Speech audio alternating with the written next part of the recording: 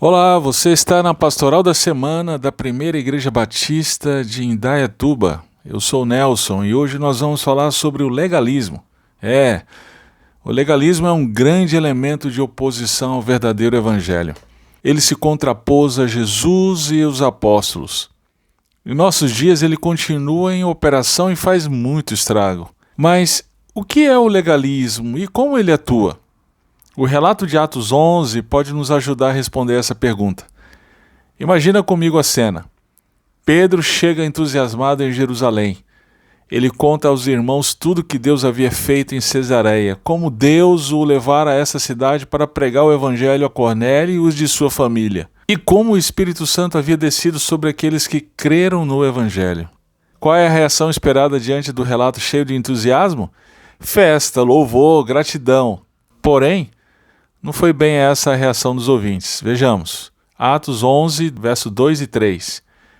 E quando Pedro subiu a Jerusalém, os que eram da circuncisão discutiam com ele, dizendo: Entraste em casa de homens incircuncisos e comeste com eles. Incrível! A reação deles foi de contrariedade e decorrente discussão contra Pedro. Por quê? Por que essa reação tão imprópria dos ouvintes? Lucas nos dá a informação. Eles eram os da circuncisão. O que isso significa? Essas pessoas eram aquelas que acreditavam que para a salvação é necessário não somente crer em Jesus, mas também cumprir a lei de Moisés, como efetuar a circuncisão, guardar o sábado, etc. Em outras palavras, estes eram os legalistas. O legalismo é a crença de que pode-se obter o favor de Deus por meio das obras. Ele nasce da arrogância de nosso coração, que nos faz orar como Lucas 18:11, Jesus menciona: Ó Deus, graça te dou porque não sou como os outros homens, ladrões, injustos, adúlteros, nem como este publicano. Jejuo 2 vezes por semana e dou o dízimo de tudo quanto ganho.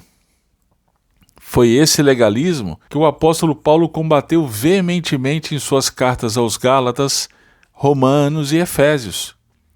Afirmações categóricas do apóstolo nessas cartas são estandartes contra o legalismo. Veja, Romanos 3:28.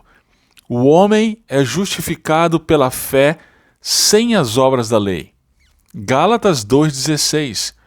O homem não é justificado pelas obras da lei, mas pela fé em Jesus Cristo.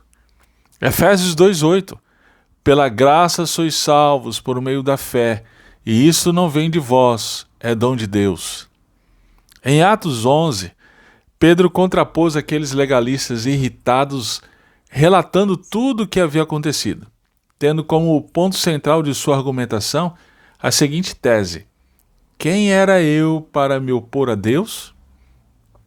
Sim, o legalismo é oposição contra Deus.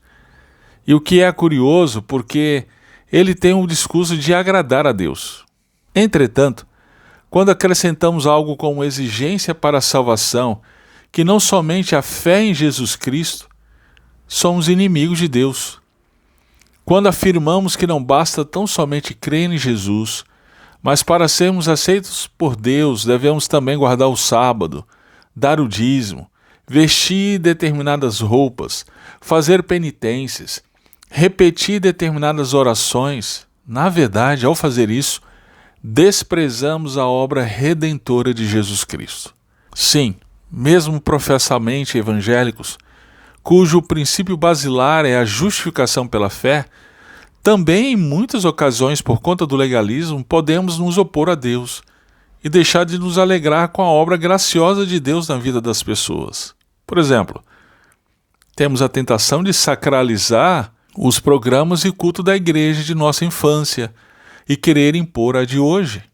Temos a tentação de sacralizar determinadas roupas que os pastores deveriam vestir.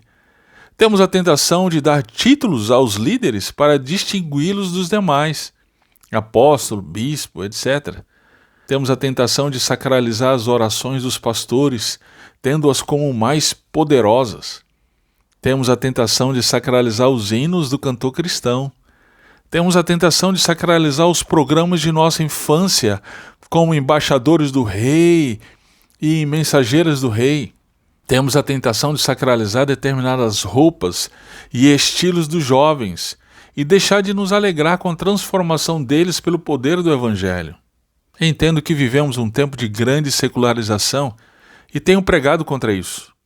É profundamente danoso o discurso da graça barata que é empregado em muitas igrejas. Todavia, precisamos lembrar que o legalismo também é danoso. Ele pode nos fazer perder de vista o verdadeiro Evangelho do nosso Senhor Jesus Cristo. Sendo assim, precisamos ter sempre em mente a pergunta: eu tenho me alegrado com as evidências da operação graciosa de Deus na vida das pessoas ou tenho me fechado em murmuração?